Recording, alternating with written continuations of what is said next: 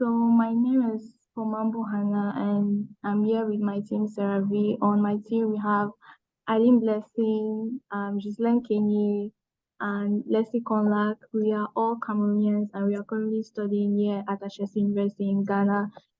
So the whole concept of the idea, during our first semester in our first years, we worked as a team when we were taking a course called Foundations of Design and Entrepreneurship. It's a required course during our first semester of our first year.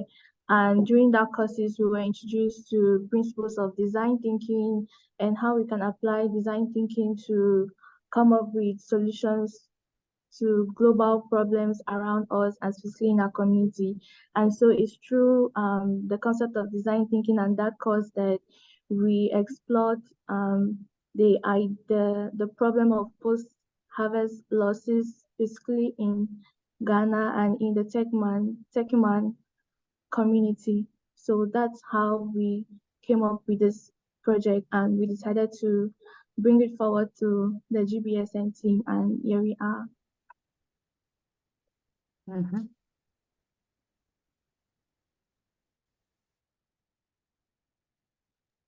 Thank you, Hannah, for that introduction.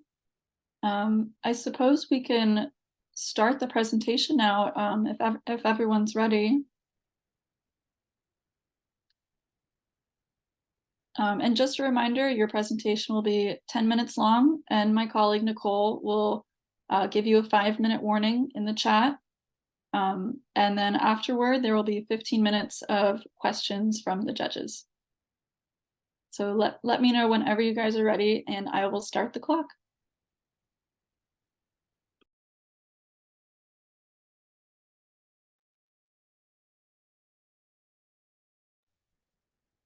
Okay, so whoever's speaking first, please unmute yourself and begin.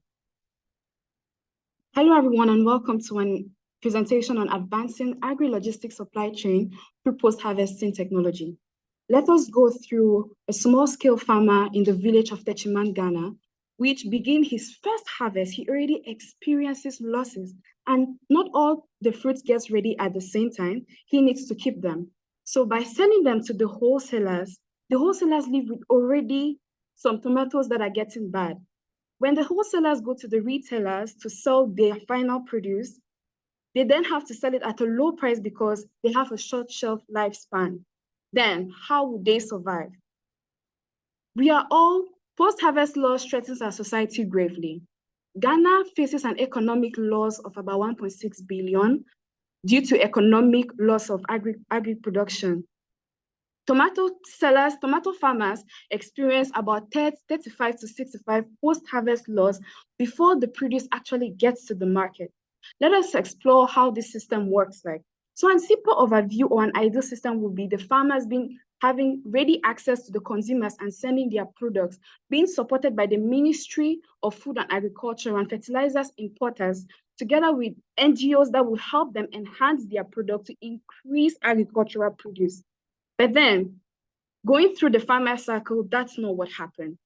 When they start producing, they have a staggering harvesting. That means not all produce gets ready at the same time. Hence, they have to take and keep it till it reaches a certain amount. But they lack a storage and they lack a readily available market.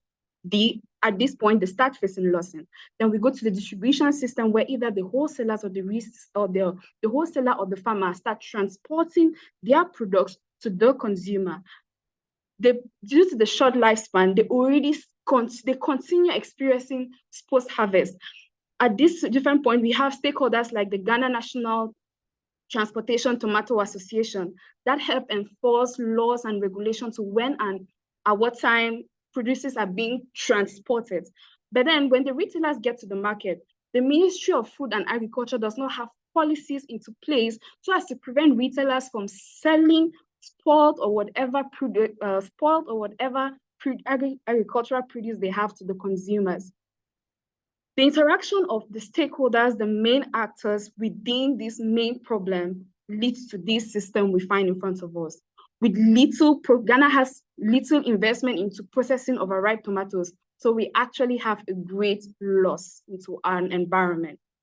These agro-logistics supplies, this agro-logistics supply chain inefficiencies are brought due to the farmer's limited access to markets, which then makes him have poor storage, and added to the fact that he has poor storage and handling facilities, he faces a lot of problems, added to the wholesalers or the transporters that have a long distance to go, added to the very poor network. In addition, they don't have control on the ripening state of their produce. How then do we solve this supply chain problem? First, we have the Walls bag, which is a cozy bag. Think of it as a cozy bag for tomatoes, offering the best conditions to keep them in a prime shape for longer. Next, we have our cool bottle unit, like a personal air conditioner for your tomatoes, right in the field, powered by the sun. It keeps things chill so that the tomatoes don't overripen. And finally, we have a smart app tracker. It's like having a personal assistant that knows everything about your tomatoes, ready to give you a heads up when and how to get them to the market at its peak. So let's talk a little about how this solution or system works. So the bag has 3 layers. The first layer, which is the inner layer, allows for proper aeration, and the middle layer, which is coated with an activated carbon, which is ethylene absorber, to slow down the ripening process. And then we have an outer layer that can withstand the bumps of transportation.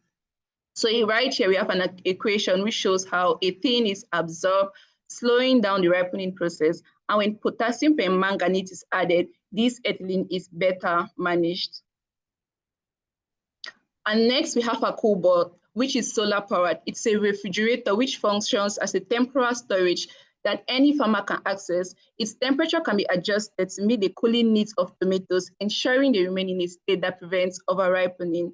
And finally, we have our smart tracking app, which is our digital monitoring system. It is a digital companion for the farmer. It offers real-time monitoring of temperature, humidity, and ethylene levels. Farmers get to receive notifications about the optimal time to transport their tomatoes to the market, ensuring decisions are data-driven. What does our implementation plan look like? First of all, we'll be partnering with farming associations, wholesalers, and retailers to establish a crucial connection within the tomato supply chain. Identifying early adopters among local farmers will be essential for our pilot program. For our pilot program, we are going to start with a cool bot facility, which is a strategic step as it addresses the immediate need for a proper storage system.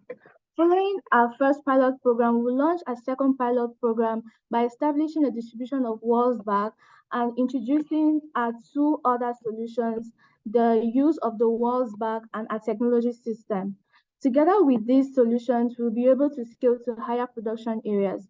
So we have identified the production sites and the production areas who produce high tomato produce. And we can see that the distance from the production site to the market is actually a very long distance, causing a lot of post-harvest loss.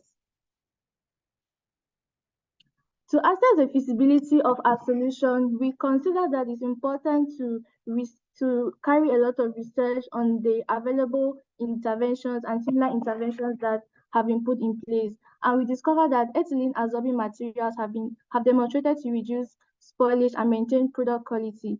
Also, one of the post-harvest technology proposed by Saran's paper showed that proper containers for transporting and low energy cool storage can actually be a great solution to the post-harvest problem Ghana is actually facing.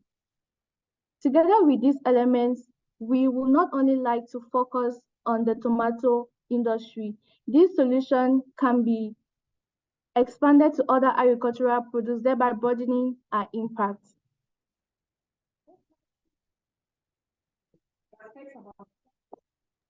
Post-harvesting loss is a global issue. It affects about 375 billion people in the sub-Saharan Africa, with India facing about 30 to 40% loss.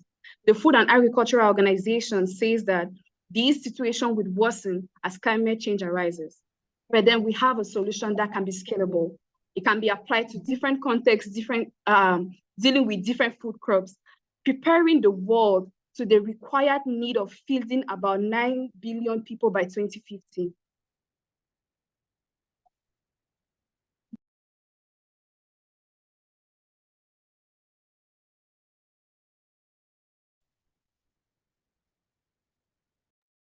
Leslie, I think you're on mute. Our solution addresses SDG 2, zero hunger, by significantly reducing post-harvest losses with the World Bank and Full Boat system, which enables more tomatoes to reach market effectively. Our solution addresses SDG 13, climate action, by introducing environmental positive changes with our solar-powered full boat units, which reduces reliance on fossil fuels and decrease greenhouse gas emissions. Our solution addresses SDG 8 as well, decent work and economic growth, through the transformative impact of the World Bank and Full Boat system on tomatoes farming, by providing tools that help farmers cut down on waste and boost crop yields. We foster the potential for higher income and more robust economic conditions for farmers and their employees. Here are our references, and we want to say thank you for listening to us. And one short message we want to tell the world is, farming is not a mere way of making a living, but a way to make life. Cultivating our land is nurturing our communities. That sows the seed for a sustainable future. Thank you all. Thank you, Team CeraV. This begins our 15 minutes of questions from the judges. So judges, please raise your hand if you have a question. Yes, Pamela, you were first.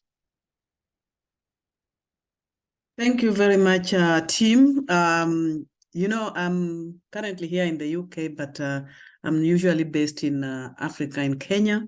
And the problem you are discussing today is something that is also close to my heart. I've seen rural farmers go at a loss after all the labor of farming, of tending the land, nurturing the plants and harvesting, and then they see it go to waste. Now, I don't know why you chose tomato, but also that if that is your preferred product, what have you considered other aspects of value addition? Because tomatoes are definitely perishable products. Not only do they go bad very fast, but also that they are fragile. You know, handling them requires utmost care. Have you considered value addition at source, you know, at the local community level, which would create employment? And then, of course, I mean, on your wild bag, I'm excited about it, but I think the focus on the wild bag takes away the attention on the product itself of allowing rural farmers to access trade lanes, to access the value chain. I would have loved to hear more of how the project would enable farmers access the value chain, remove the middlemen and middlewomen who pay them peanut at the expense of all their labor. So these are some of the questions I wanted to ask. And the third one is about, you know, we are moving into climate, you know, conservation of the environment, and any supply chain is one area that carries a lot of carbon emission and depending on where you're sourcing your product. But in this case, the wild product, I know you mentioned that the cool box would be solar powered, but the wild bag, I mean, how is it made? Is it self-degradable? I mean, because you don't want to try to solve a problem by creating another problem. Thank you. Okay, thank you so much, Pamela, for your questions. I will take question 2, question 1 and 3. So it's very true. We need to empower these farmers with skills and the capacity in order to invest in value addition.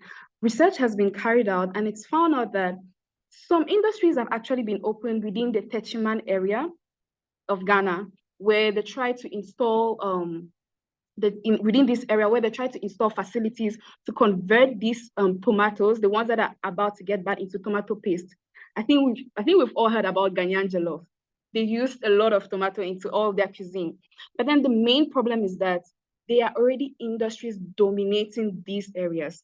The government have supported even some local people in order to do the value addition to transform this product into something else. But then we have the we have foreign markets, different foreign investors that come in and sell at a very low price, and at the end they run with losses. So that has been the major problem. That has been the major problem for tomato farmers to convert into having any value addition. I think I tried to put it here that processing of arrived tomatoes is actually a big problem, and they are looking into that. So for the second question, that has to do with the world bag, and the third question, sorry, that has to do with the world bag, its materials, and how it can affect the environment. We would like to say that the outer layer uses fiber, not plastic fiber, but natural fibers, which are gotten from plantain stalk.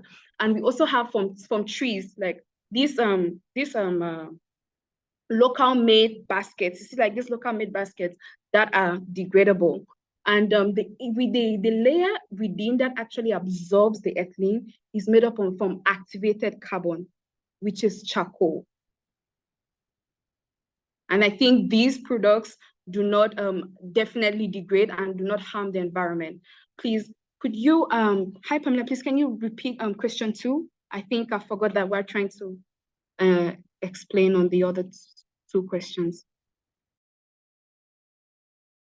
About accessing the value chain and, you know, perhaps forming cooperatives, but also about the school box being the solar powered, while the wild bag may have packaging challenges when it comes to climate conservation, or rather environmental conservation. Thank you.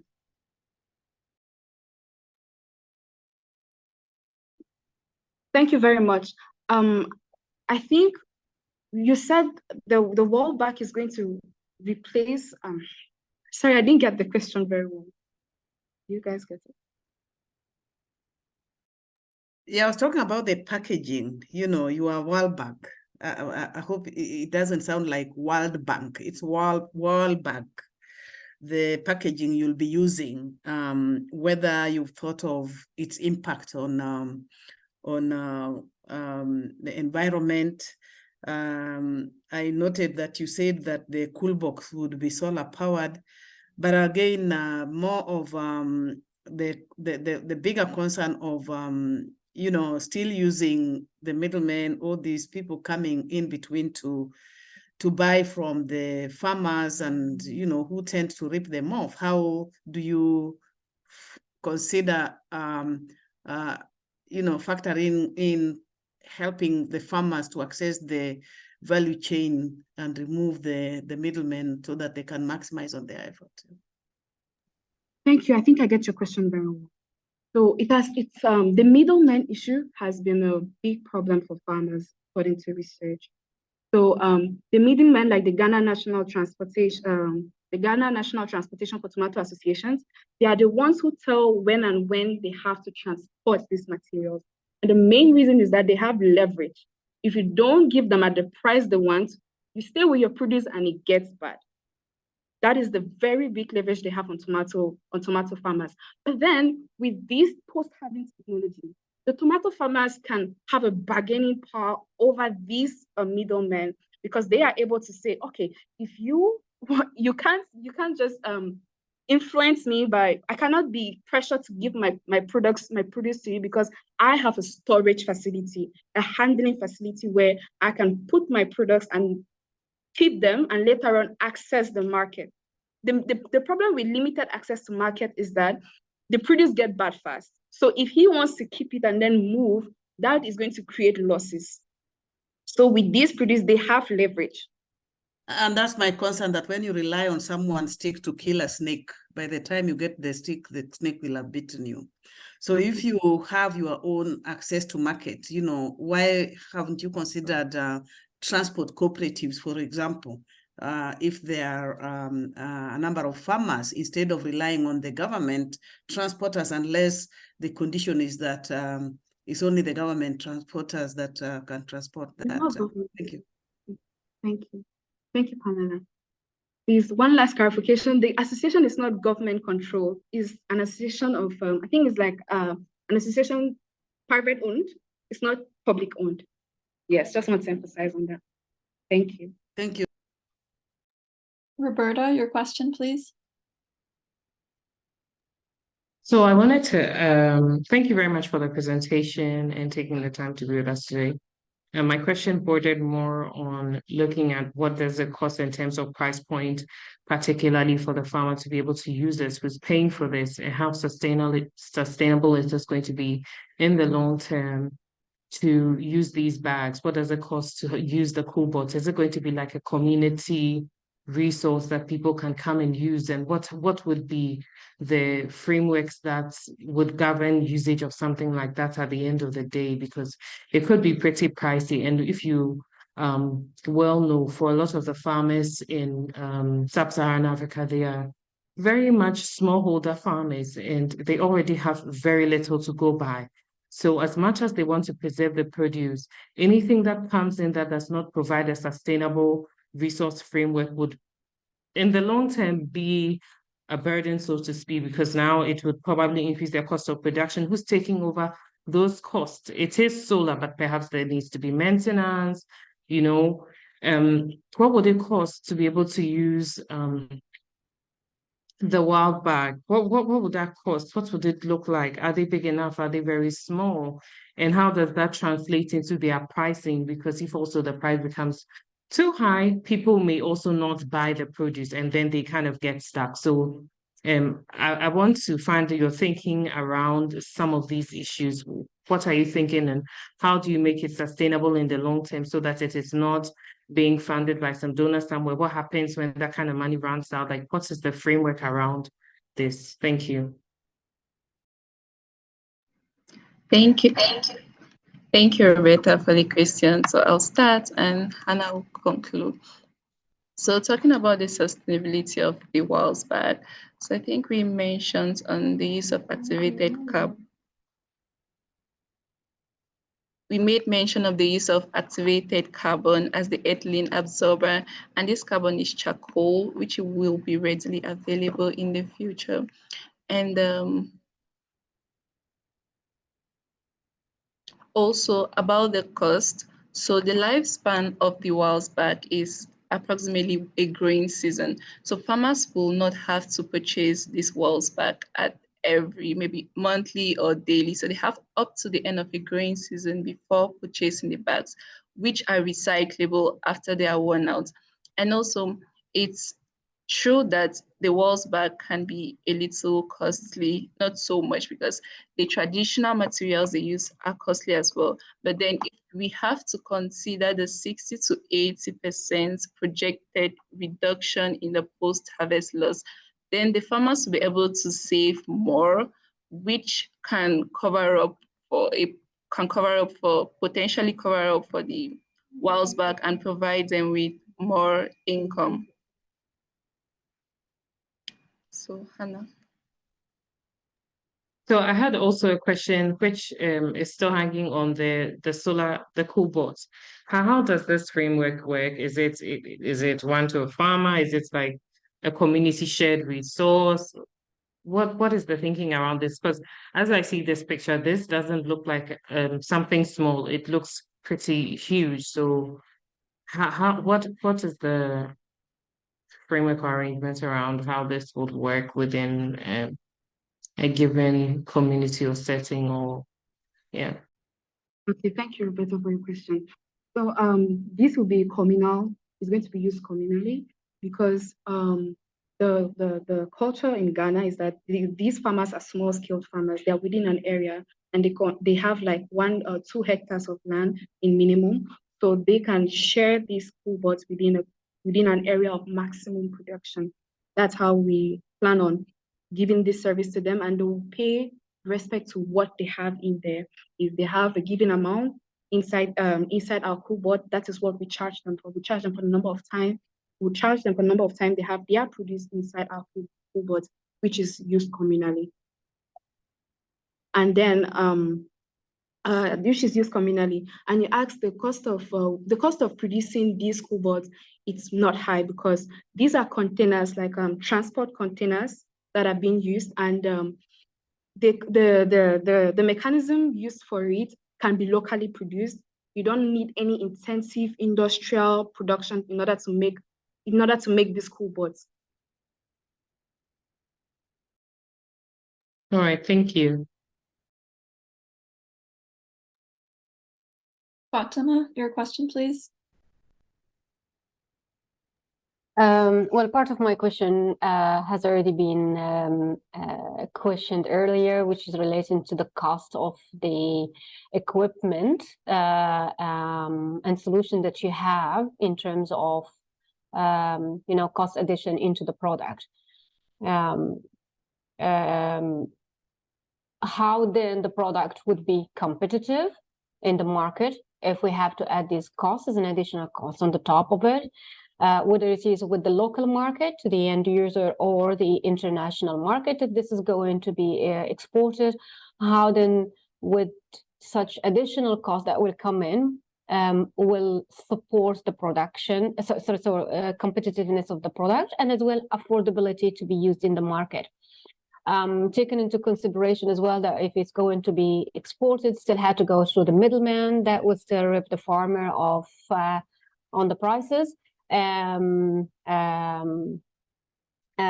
mentioned by Pamela, because this is the reality of the business in Africa.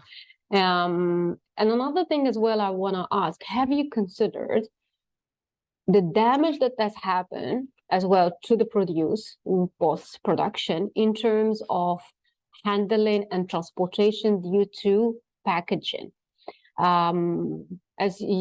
As it could be that the packaging is inadequate, so a way to do a better packaging to be able as well to save a considerable amount, and instead of just putting everything in, I'm just going a little bit more in details and putting things just in a box, but really aligning. And we see that sometimes when we have products have I would say in a box there is a proper hole for each piece of tomato to go in, and in this way you really have with the change of the packaging you as well secure that produce. You can do all this effort over here, and this is mainly into the ripen and post-ripen of the product, but about the transportation and handling of the produce that ends up as well into an amount of wastage or loss of produce.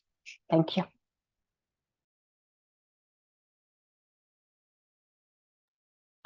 So Fatima, please could you reiterate on the key question you want us to answer? Yes, it's yeah, sure. Have you considered as well that for the transportation, improving on the packaging to be able as well to reduce the wastage of the produce? So this is on the transportation side, okay, and packaging both.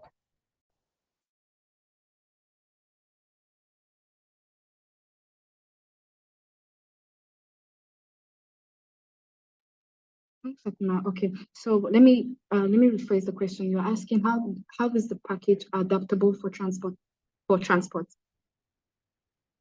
Sorry. Okay.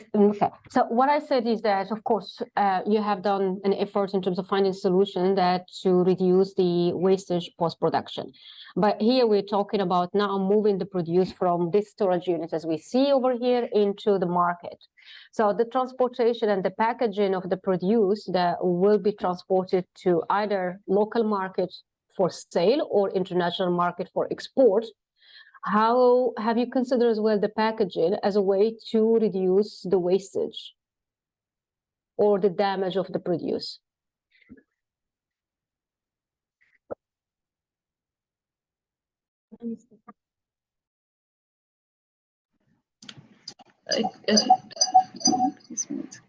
Okay, thank you, Fatima. So the inner layer of the bag is designed to allow for proper aeration. I guess we didn't have so much space to explain the entire structure. And yes, it's going to be layered to support how tomatoes have been aligned. And then the outer layer is also designed to withstand the bumps and grinds of transportation. Because the farm to market roads are rough as well. So we took that into consideration when coming up with a design for this product, knowing fully well that in as much as the inner and middle layers are the main components of the bag, the outer layer as well has a role to play. And this was not neglected when coming up with a design. Thank you. And to add to that, these bags are flexible. That because we know these producers are very soft, and the packaging they have in the market right now is wood, and you have like wood that is so rigid that cannot be flexible, hitting with this very soft produce and damaging it. But then with this bag, the outer layer is actually flexible and can dangle due to our very poor roots and still keeps the produce intact. So that's the advantage of this technology with the present one. So to add on, you also mentioned about the competitiveness in the market. You also mentioned about the competitiveness in the market, especially for products from small-scale farmers facing realities of the African agribusiness, and we have taken into consideration to include subsidies and partnerships. So by collaborating with the local governments and NGOs, we can be able to subsidize the cost of these systems, reducing the financial burden on customers. So, yeah. Okay. All right. Thank you. Thank you for your question, Fatima. And we have we have time for just one more question. So Pamela, please, the final question. Yeah, I know time is almost up, and a quick one. Where has something like this been done? Do you know, or this is an original idea, but also have you talked to the potential users or beneficiaries of this, or this is still an idea in your head? Thank you.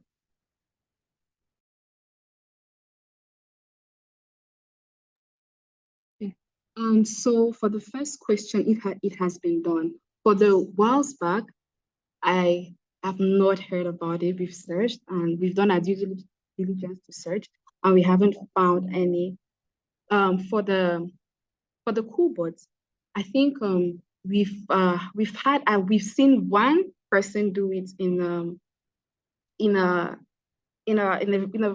oh my God, in a rural areas. I think it's in I've forgotten the place, but he's an Ashesi alumni from that developed something like this. But ours is different from his in the fact that he's just keeping these produce for the farmers, but ours can be able to absorb ethylene. So you're not just storing, but you're also preventing them from ripening so fast. So that's an added advantage of our own. And I'll leave your second question to Hannah. So with the second question, if we've been able to engage with the community, yes, we have. During our FDE course as a team, we're able to carry out ethnographic research to actually map out the exact problem in this industry, and these findings from the ethnographic research influence the choice of our solutions today. So yes, we've engaged with the potential users, and we've gone back to ask them if they'll be ready to use our products. And yes, we've had a positive response for that. And we are really looking into the future to implement this. Okay, just to add on to what Hannah said, a similar test was carried out, but this time with bacteria as the ethylene absorber, and this was just for the consumer. So fruits were put in the bag, just like a similar one to the one you can see on the slide, and the lifespan was improved, like the lifespan was extended. So this is evidence that this will actually work if implemented. Thank you. Thank you. Thank you once again, Team CeraV, for your presentation, and judges, thank you for your questions and comments. And just as a reminder, this meeting will be published on our YouTube channel, the recording. Yes, and once again, thank you all so much. Judges, we will see you again tomorrow for the remaining top 5 presentations. Thank you too. Thank you very much. Thank you. Thank you, Goodbye. everyone. Thanks, Thank guys. you. Bye. Bye.